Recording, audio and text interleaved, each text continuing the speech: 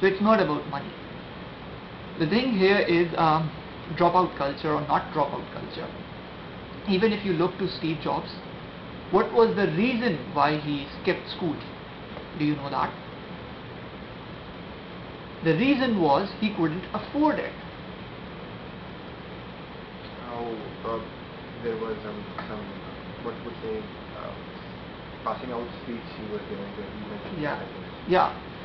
So he couldn't afford it. And on the second side of the picture, on the other side of the picture, he studied in university but couldn't afford to give exam because for that the fees was required. So he studied it. It's not the other way that he skipped. He was forced to skip whatever he skipped. How many Steve Jobs do you know in life? How many Bill Gates do you know? And now I'll say how many scientists you can name out who are being at good level in their PhD, good PhDs. There are many. But how many of the dropouts are there in the market? So everybody thinks they can outsmart by being dropout, but that's not the way. The probability of being where you want to be is with if you complete whatever you have to complete. That is your standard education. So why these kind of figures are being highlighted more, I leave that to you. But in my opinion, maybe because it's about shortcut, maybe it's about a deception that everybody starts feeling that I can do the same and there is a race, but there is a failure. So it's not in the interest of smart people to make you smart. You understand the point? So they want you to stay fool.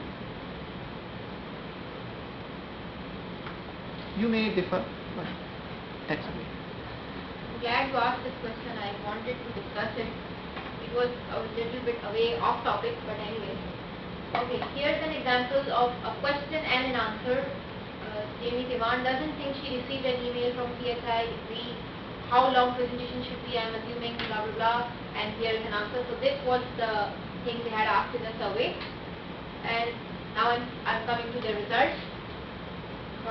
For the question type, they found out that 29% of the questions that people ask on social networks are for recommendations. For example, building a new playlist, any ideas for good running songs, any ideas for a good movie, something like that. So recommendation question. And then opinion question. I'm wondering if I should buy the KitchenAid ice cream maker.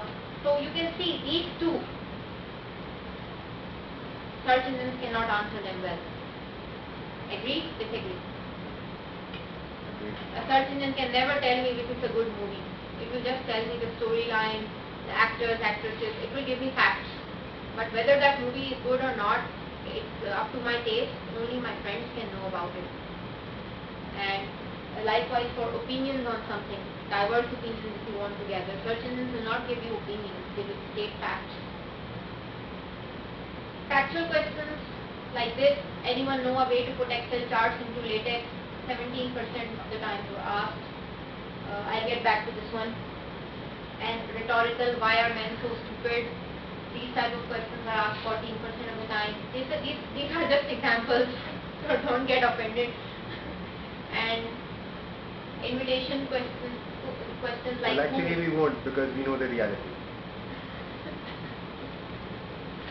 And then invitation questions like, will you come with me, I'm going out for here, for blah blah place, come with me, or for asking for a favor, or social connection, or an offer. So you can see only this is the type that is asked on a search engine, whereas all the others are not asked on search engines. So the types are very different. Okay, and then the topic. Technology was the dominant thing, 29%, but it's expected because the user base was from Microsoft. if we had a normal user base, there would be less of technology questions. And then entertainment, 17%, home and family, 12% professional, 11% like your career, academic career, jobs and all this stuff. Places 8%, restaurants 6%, current events 5%, shopping 5%, and philosophy 2%. This is only for the 624 people surveyed. So what's missing here? Health, religion, politics, dating, finance. These sort of questions are missing. Why? Because the user said that these are questions of a personal nature and nobody would want to disclose them to a social network. If you have a health problem, you won't go out and tell the whole world and ask. It's some health problem that is like something to be hidden. Nobody asks on social networks the cure. Normally you search on a search engine. Likewise, religion, few people discuss on social networks.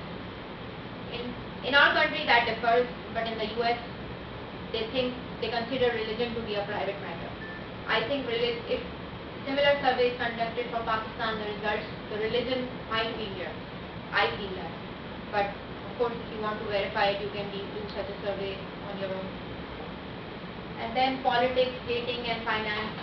Some people in US also don't discuss politics in public, into social networks. So that's why that is also missing. And then, who asked what? Men asked about technology questions, women, home and family. Men asked mostly on Twitter, women mostly on Facebook. And then rhetorical questions of the type, like the example I showed. Rhetorical means questions that, like, this is not a question, why are men so stupid? This is of course starting an argument. Anyone who wants to start an argument would ask such a question. So normally young people ask these type of questions and old people ask recommendation type questions. This was their result, and the motive for asking why people ask on trust is the number one factor. I trust my friends more than I trust strangers. And subjective. Subjective means something that has opinion, not a fact, not something objective. Search engine can provide data but not an opinion. Think search would fail, 15.2% feel that search would fail. I'm pretty sure search engine couldn't answer questions of that nature. Audience is the factor why they ask, or because of the audience. Friends with kids, first hand, they want somebody with first hand experience. For example, if I'm asking something for my kid, I would want to ask someone who has gone through some experience. And the next, I wanted my friends to know why I was asking the question. Sometimes you want your friends to know that you have this question, you have this query. Speed is also a major factor. Quick response time, no formalities. You have to wait a lot on search engines. At times you have to find. Still you don't get the answer. And then context is important. Friends know your taste. Like you said, you know that friend will lie. Likewise, that friend also knows about you, that his question is useless or something like that. Then tried search. Sometimes people try search and then they go to a social network. Normally I do that. First I try on a search engine and then if I don't find it, I go to a social network for some technical question only. And I post it on Twitter. And then it's easy. You don't have to go to a large list of search results, and then there are human vetted. Quality of the answers is the reason. Okay, then which questions got answered and the answer speed and utility. Let's see the results for this section. 94% of the questions received an answer, which is quite a high percentage. The speed was a quarter in 30 minutes and almost all in a day. Almost all of the questions were answered in a day. And even on online forums, if you ask a programming question, normally it takes days, even 3 to 4 days. If you ask, for example, I'm stuck in Java, this problem, it takes quite a lot of time. People expected faster, but they were more or less satisfied with the speed. Shorter questions got more useful responses, and 69% of the responses were felt helpful. Then, factual. I said I will come back to this. For factual questions, 17% of factual questions were asked, but they were found to be unhelpful. This proves what? If questions are of these nature, which cannot be asked on search engines, then social networks are quite useful. For factual, still search engines are good. So, any ideas coming to you from this? How about if we create opinion mind search engines, or opinion search engines that can give you opinions, or emotion aware search engines, things like that, or search engines that can give you recommendations. There are such engines under the pipeline, and even some exist. I think I know some names, but no, I'm forgetting the names. I'll upload them later on the page. Definitely, they will be working on some. Haystack is one such engine. It's not an engine, it's a browser plugin by MIT, yes? Definitely, they will be working on some algorithm or some statistics. Yes, definitely. Okay, so definitely. They use the social network data. As I said, data is very important. Why search engines want the data? Because they want to facilitate these types of searches. They don't want to be left behind. They want to work in collaboration with the social networks. Which is why Bing and Facebook signed a deal. And in the future, you will see that you can search through Facebook data on Bing. It's still underway. Yeah, one more thing, Twitter and Facebook are inherently they are very different. But as you said, after my said, there's a search.twitter.com. It's a page where you can search about this so-called post. Does Facebook have something like that? Yes, now they do. Now They they even do. have an API for it. It's very limited because Facebook, the major problem with Facebook is the privacy thing. People normally, most of the people are on Facebook. On Twitter, you can find people who are open, who don't care about privacy. Lots of Twitter accounts, most of the Twitter accounts are open. There are very few who are protected if you analyze all the accounts. But on Facebook, most of the accounts are private. So they don't want their information to be released. So Facebook search, although it's there, but it's not much useful because of the privacy concern. And if they don't cater for the user's privacy needs, people will leave that network.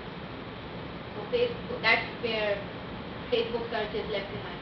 They are coming up with ways, thinking of ways to deal with it, but I don't see that working in the near future. This is also a research area within this domain. Care for privacy while at the same time providing good search results. Okay. And between topic and other, there was no correlation of fast and speed and utility. Okay, motives for answering. Why people answered? Just trying to be helpful, 37%. Expertise, they had an expertise in the area and they wanted to answer, 31.9. They had an interest in the topic, because of the question they answered, 15.4%. 13.7, they had a relationship to the person. I know and I like the person. 13.5%, it keeps my network alive. It gives me a feeling that yes, I'm active on a social network. I had a free time, so I had nothing to do. I did it. 12.3, social capital. I will get help when I need it myself. If I answer others, others will answer me. 10.5, obligation. It's for tag, humor. Sometimes people answer because they want to give a funny response. That's very less. Ego. I think for Pakistan this might be more. I don't know, not sure. Just my opinion. And there's one more thing, कि अक्सर लोग इसलिए comment करते हैं कि उनके comment को यहाँ से को appreciate किया जाए. Right. So there isn't any mention about some getting appreciation. This was the audience. Audience वहाँ पे ऐसी है ही नहीं. अच्छा, वो geek के सारे geeks हैं, they don't want appreciation. They are No. already too. They are already being appreciated. So that also matters. You can conduct a study. In fact, it can be an idea for your own thesis, your own. But getting survey responses is very hard. I've done 2 similar papers myself, and getting users to answer your survey is very hard. But still, you can try doing this. What would be an incentive for them to do your survey? That is basically a very good research idea, how to make people sign survey Yes. without getting iterated by yourself. Yes, that's also a good research area. So you can work on lots of ideas, and then you can, if you're working for a thesis, you can extend that idea and incorporate it into some social tool. Okay, motive for not answering were don't know the answer, private topic, or question was impersonal. I don't know, I don't care, a private topic, things like that. So, in conclusion, the questions people ask are short and can be directed to anyone. Subjective questions, there are subjective questions that people want to ask. and the social relationships of the people are the important motivators for asking on a social network. They ask because they know the people. You trust the information coming from somebody you know more than somebody anonymous. And the questions get answered because it's fast, helpful responses, and it's also related to the length and the type of the question. And the answers are motivated by altruism. People want to be helpful and their expertise. Okay, so that's it about this survey, this research paper by Microsoft Research. Any questions about it? If somebody wants the paper, I can give it to you. And the title is What do people ask their social networks and why? A survey study of status, message, Q&A behavior. You can take it later. Can you upload a link on? Yeah, I'll upload it. Okay, no questions from this? Is the relationship clear? Why this study is important for search engines? How it can improve search engines? So, enhancing search using social network features.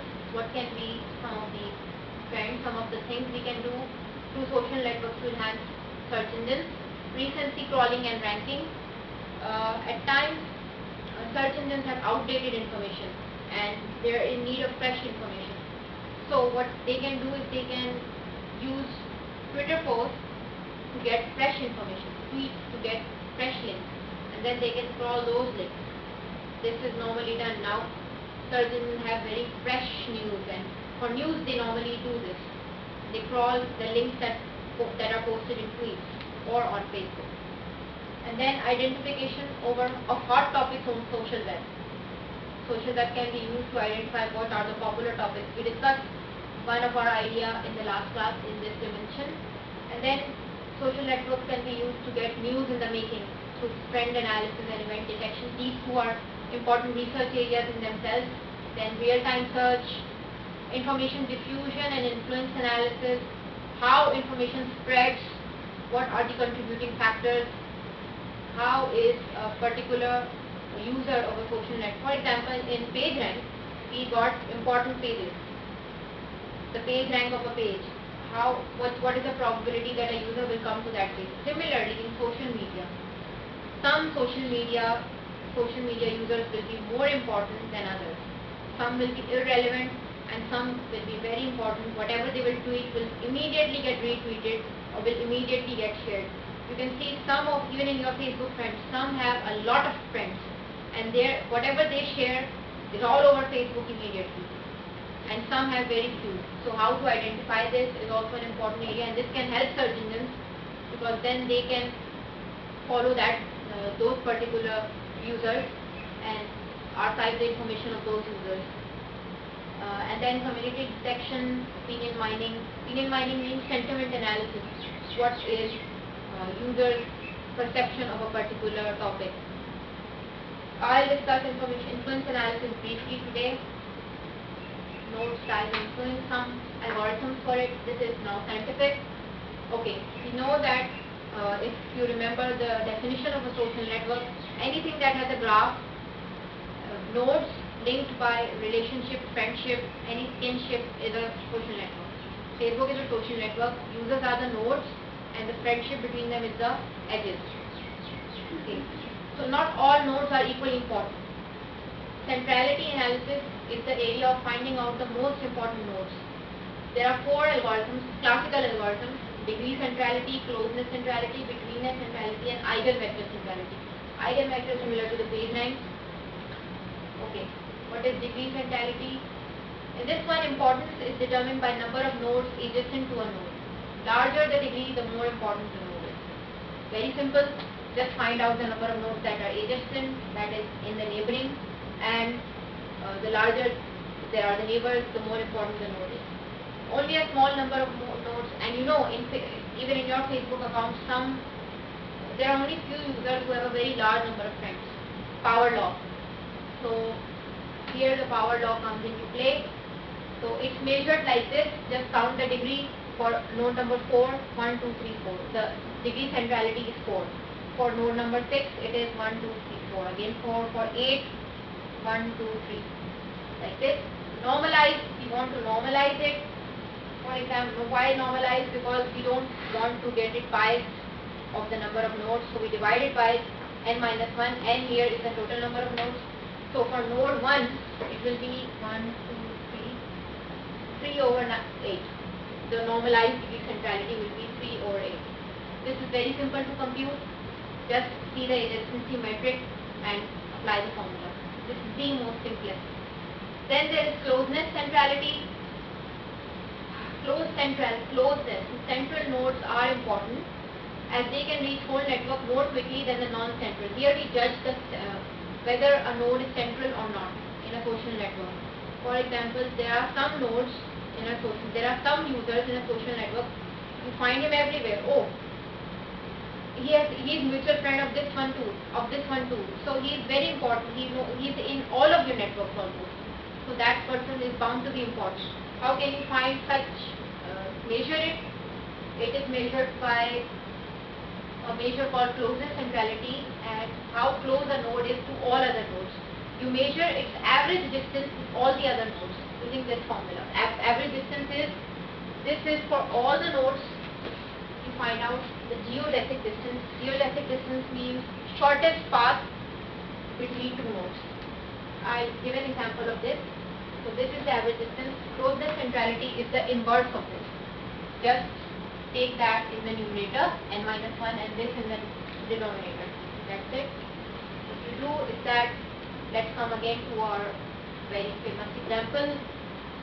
Okay, we want to find out for 3 and 4 and we want to compare. Okay, for 3, find out the geodesic distance between all the nodes and 3.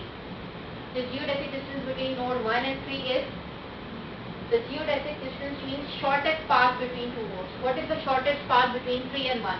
1. So you have here 3 and 1, 1. So likewise 3 and 5. What is the shortest path? 2. And 3 and 6. Shortest path is again 2. And 3 and 9. Let's see 9. Let's find out the shortest path.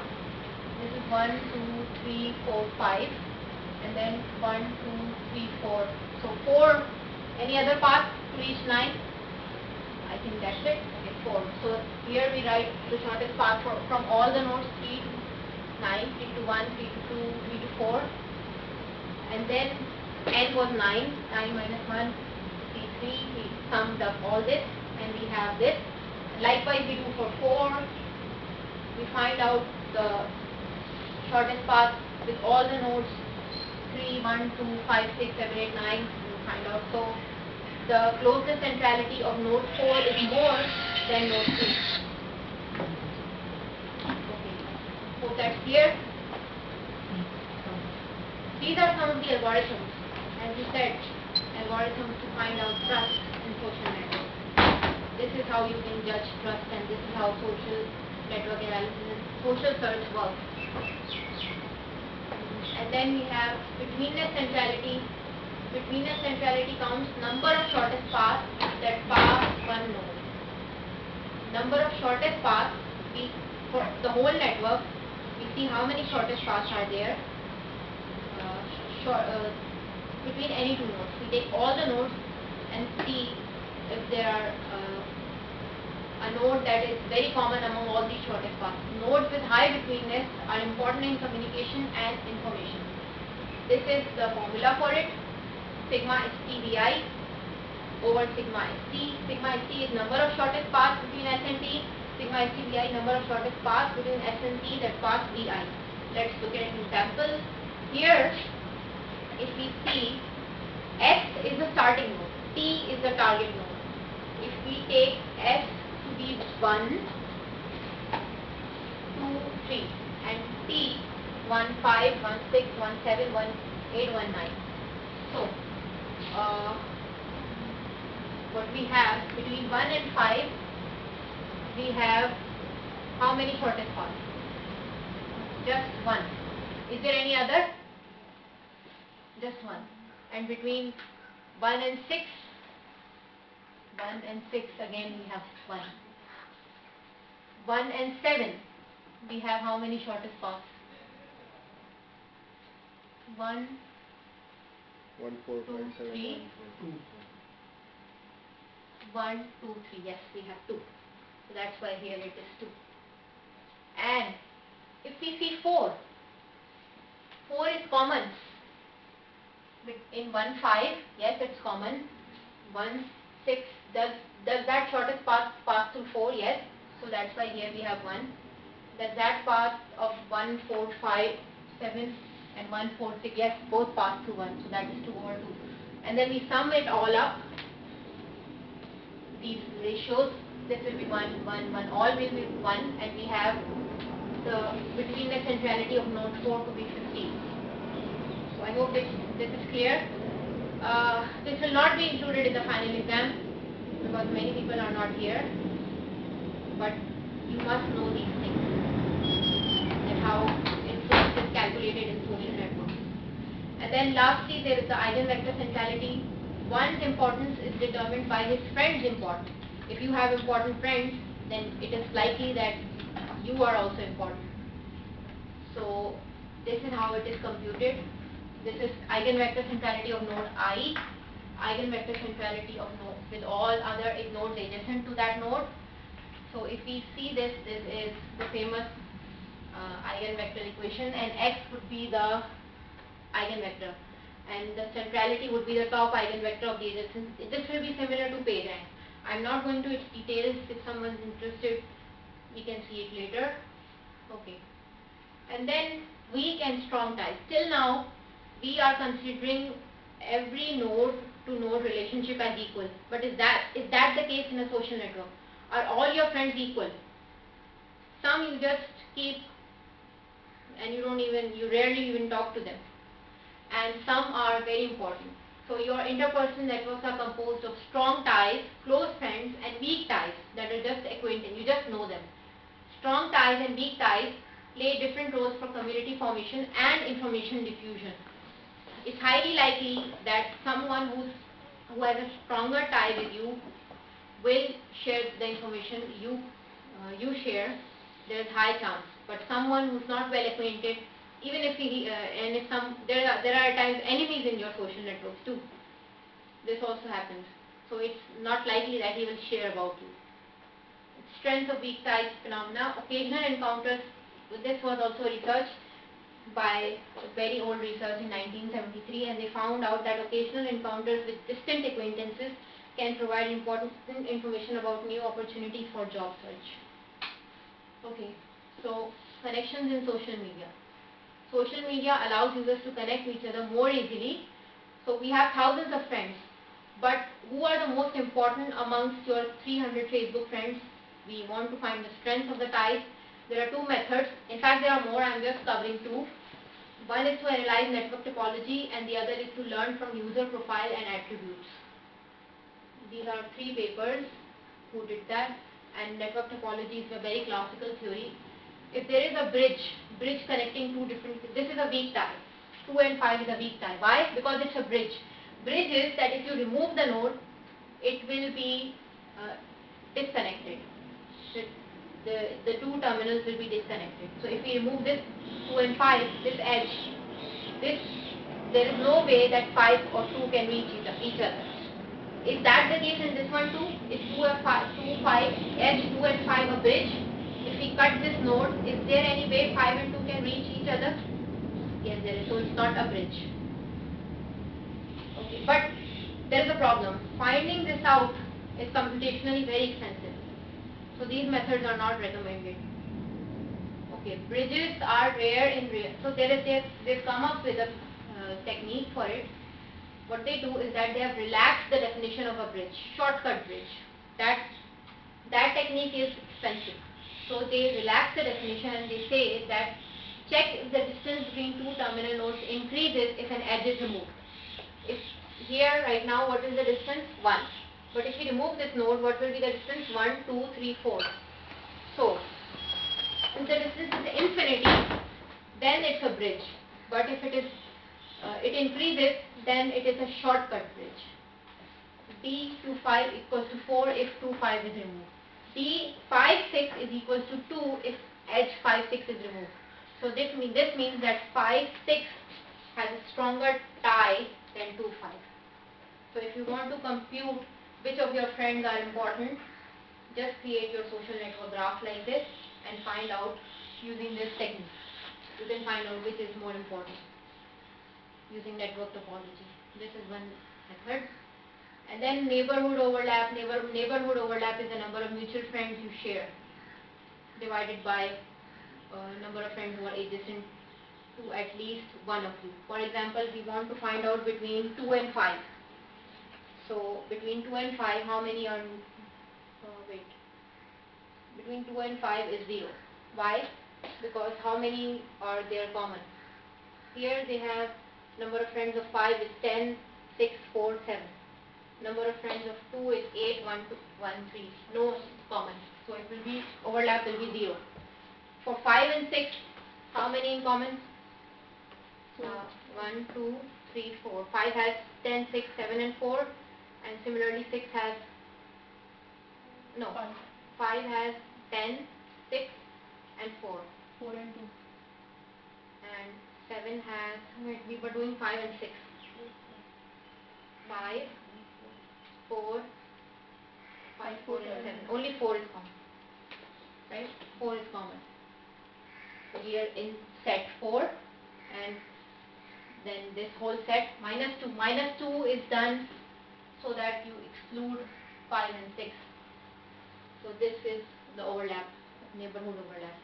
So again you can find out that you have a strong tie with 5, 6. There is a strong tie between 5, 6 as compared to the tie between 2 and 5. These are some of the methods to find out the tie strength. Okay, and then the other method is which have been proposed in 3 different papers. For Twitter, what they do is that, this was I think a worldwide web paper, they say that in the follower-followee relationship does not tell much. Consider real friendship to be determined by frequency of the by the frequency of 2 users talking to each other rather than the follower-followee network. I have also followed this approach in my recent paper that we are going to present in Russia. I'll cover it in the seminar that we are trying to arrange. The real friendship network is more influential in driving the Twitter usage. That helps more. The mentions, @ mentions, are more helpful in finding the relationship between, the tie between 2 Twitter users. Likewise, there is another research. It says that the strength of ties can be predicted accurately based on various information from Facebook, like the posts they have initiated, message exchange and wall posts between friends, number of mutual friends, etc. And then this is a research that assigns a numeric link strength by MLE. MLE is a maximum accurate estimation, which is a famous statistical technique. They find user profile similarity like age, location, company, school, things like that. Link strength determines user interaction, and then maximize the likelihood based on these profile similarity and interactions. This is, I just touched very briefly, so I hope you understand the purpose of this.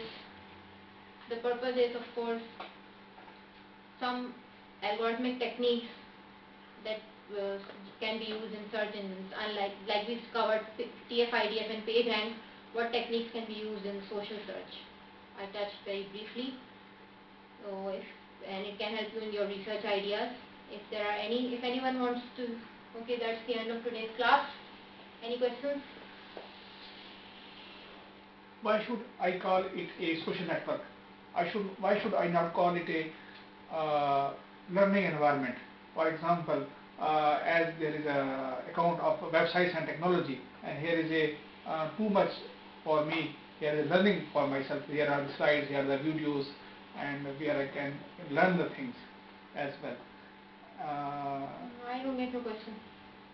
Can you restate the question? Why should I call it a social network? For example, the Facebook. Facebook, I am calling the word Facebook as a social networking website. Okay. Why should I call it just a social network? Why should not call it a learning environment for myself? I understand the question. Okay. For example, here is a account of web science and technology, and here I am not only interacting with my friends. Here I am learning. This is a learning environment for me as well. Here are the slides, uploaded slides, videos, your lectures, your assignments, and there I can channelize myself. Here I am learning the things. Okay. Okay, just for a while, think. Don't you learn from society? You learn from society etiquettes. You learn from society how to talk. You learn from society thing called experience. You learn from society a lot of things, right? So likewise, on a social network, you may learn. So it's not that you only learn, you interact just for the sake of fun. So it's more of a like society. It's more of being social instead of being a school, right? So that's why it makes sense that that is not a learning system. Yeah, a society can help you in learning, but doesn't mean that it's just learning, right? I hope that answers. Okay. For example, in this environment where I am sitting, there is here is only a process where you are saying to me, and I am getting something. But whenever I am sitting before the Facebook, here I am learning, and as well there is an environment of the fun as well. Okay, the both things are coming, and the both flavors I am enjoying, the fun as well and the learning environment as well, and then. Okay. Maybe you go to Facebook for the sake of learning. That's why you are confused with it. But there are people who go to Facebook, majority of them go for the entertainment. Some of them go just play some games. I remember the craze of Farmville. So, I mean, that was like the thing on Facebook for some time. Those who know what I'm talking about could smile. So, but there are on other occasions they're just interacting with each other. Sometimes you may find people saying, it's Monday and I don't want to work. So these kind of social interactions, it's not kind of learning. But you may apply, definitely. You know, the learning makes more sense when it's interactive. So that's why you may feel it a good learning environment.